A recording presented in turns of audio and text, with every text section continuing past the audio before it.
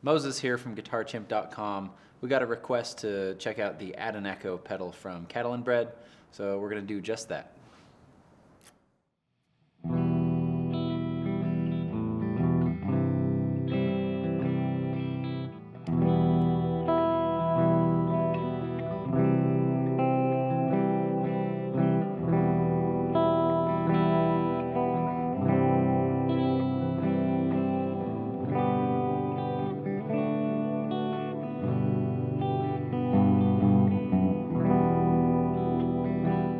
This pedal is pretty straightforward. It's called the Adineko Oil Can Delay. What you've got on here is you've got your blend, which is pretty straightforward. You've got reverb, pretty straightforward. Viscosity is probably best explained as it sounds like a flanger. It controls the amount of modulation, that warble that's kind of going on. You've got timing for the delay time, and then balances between the dual playback tapes that you essentially hear. So that's what's going on with it.